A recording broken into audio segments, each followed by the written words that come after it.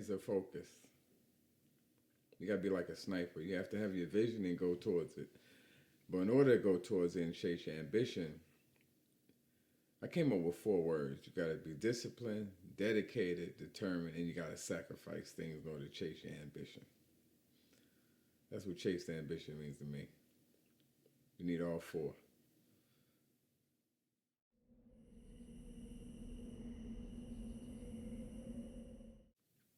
I'm a kid from New Jersey.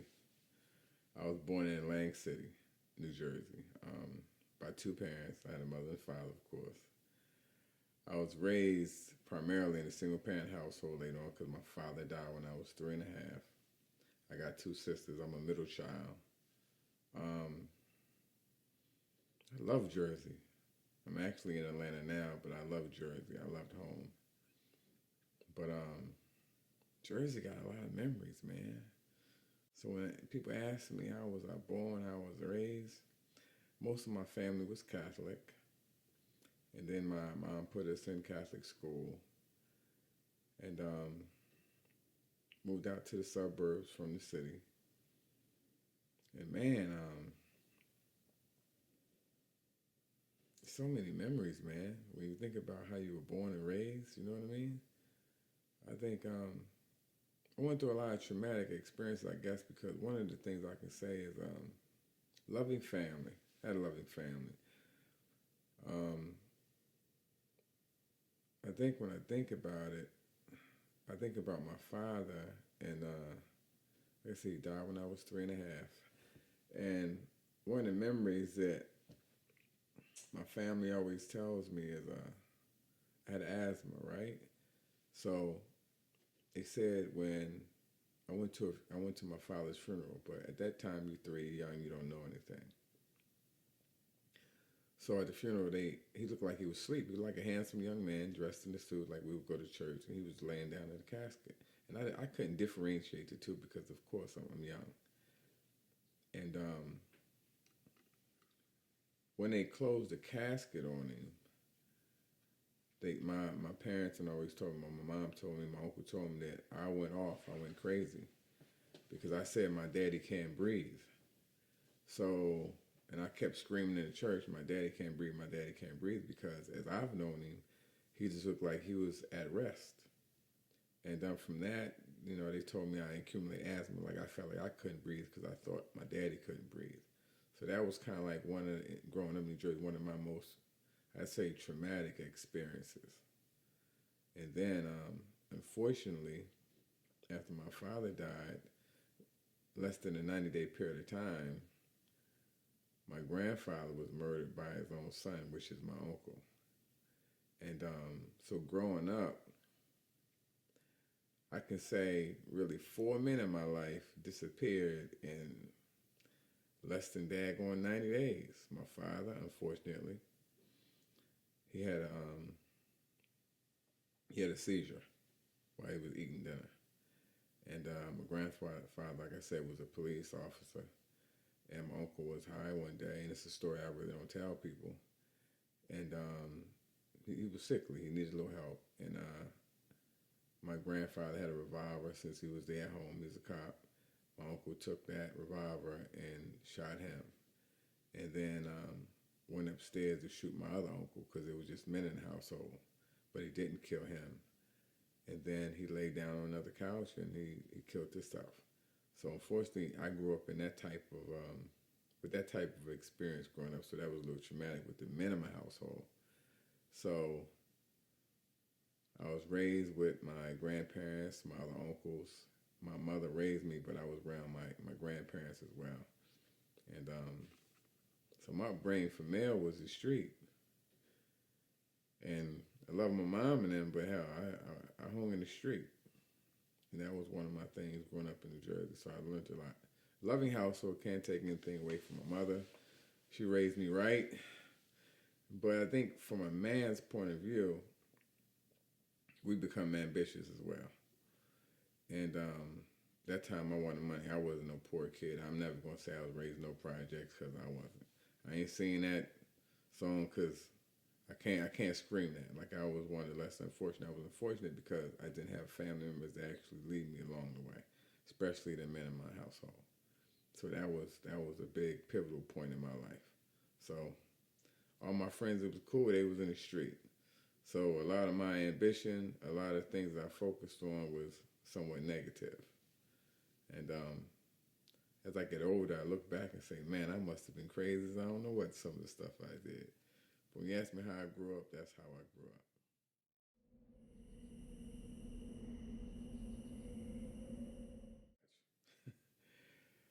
All the things you ain't supposed to learn from the streets if you want to be a good kid. um, you know what the street tells you? The street don't lie to you. I can say that the street is, it ain't no lie. The street's gonna be the street. It's the most raw truth you ever going to experience in your life is the street. But man, you ever see a kid that's raised in the good home, love hanging around the projects? That was me. I had in Jersey. I probably had a girl in every single one of the projects, and I played basketball. That got me around, but I guess I was just like a likable guy. I was just cool with everybody, so I gravitated a little bit because I wanted to make a little money. So, like every other kid do, they gravitate to whoever look fly, whoever's getting money, and you gravitate to that, and you start getting involved in some negative influence in which you probably wish you wouldn't have, but it just progresses and get bigger, and it gets bigger. So you actually make a monster of yourself sometimes. And I don't think nobody actually wants to create themselves, be a monster, and do negative things. But dealing in the street will make you do some things you don't plan on doing. So, yeah.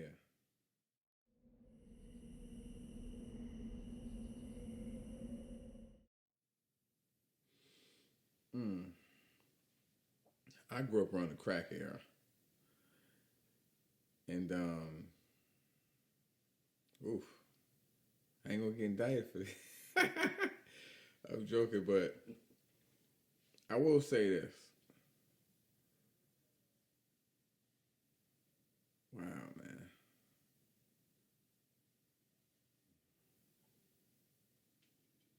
I gave you two instances. One, a dear friend of mine.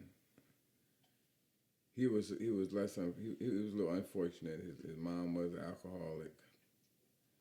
His father was nowhere to be found, and he, like me, had two other siblings. He had an older brother, and he had a younger sister. My man. He had a. We're gonna call him. I ain't gonna call his name. We're just gonna call him X for right now. Like I said, I grew up in the crack era, and he used to sell crack, and he was a good friend of mine. And I seen the dynamic of him change is when I know I had to make a change. Whereas first time I ever seen somebody right in front of me, damn near fall to a level where he was wow, yeah, he was about to dig deep down in what he was selling, man. I seen him take a hit of that crack. That was the last time I seen him. That was the last time I seen him. I was like, man, it's gotta be a better way because I never seen nobody selling this one thing. You see people making money, but actually doing it is another. When I seen that part of him, that was the ugly side of him that I've never seen. And in life, you gotta realize sometimes it's a certain time you gotta part ways from people. Not that you can like people because they're actual friends. They're true friends, and that's hard to come by. But people, life guide them in different directions. That was the direction for me to go in. And you have to love yourself enough to know that you gotta want better for yourself and go in a different direction for the betterment of yourself, not because you want to be one of the cool kids.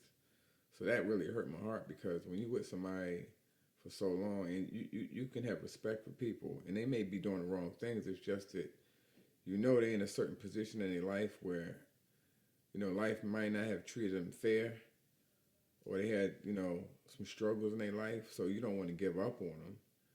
But you got to save yourself. Because I ain't going down with you. I can't go down with you, but And I haven't spoken to him since. And we're older now. I still haven't spoken to him, but I had to leave well enough alone. And, hey, that's how life does you sometimes. And another one was when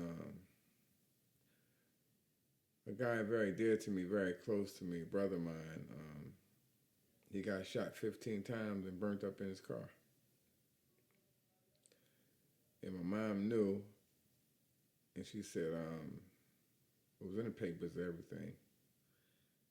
You see, it's time to make a change. It was time to make a change. You can know the street, man. You can hustle. They think, one thing about making fast money is it feel good at the time. It does. I was exposed to getting money at an early age, very early age. That's why money don't tempt me no more. It doesn't do the same things it did to me when I was younger. I'm more mature now. I use it as a tool. And I was around people that just make so much money, they use it as a tool. You're around kids that not even old enough to drive, they can buy a BMW cash money. I never forget, I was around with two buddies. We was leaving a homegirl of mine's house, and one of our friends had a BMW. And we was riding in Pleasantville. And one of the dudes that we know, he's hustling.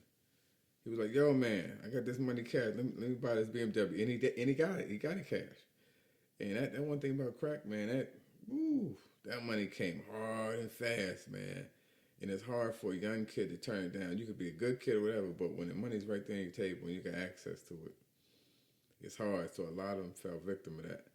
And unfortunately, at that time, I know a lot of kids that actually went to jail more than actually went to college.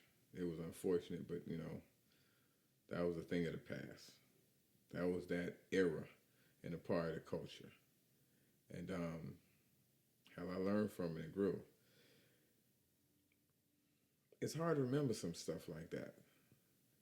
You don't want to remember stuff like that because everybody wants to kind of like suppress it and feel like they matured, they moved on, they have a better life. But some of those things they just don't go away because that makes you who you are. And that's why with me now to this day, I focus on positive things, of course, but the things that I went through, I didn't want my kids to go through what I went through.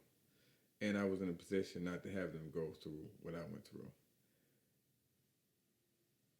But it affects you just the same. So that's why I wanted to create different businesses, man.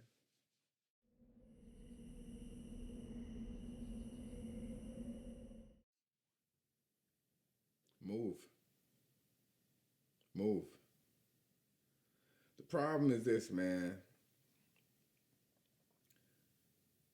With some people, when you get locked up and you're around this group of people and you get locked up and then you return back to that area, you're in the same environment that got you in trouble. That's why it's the trap.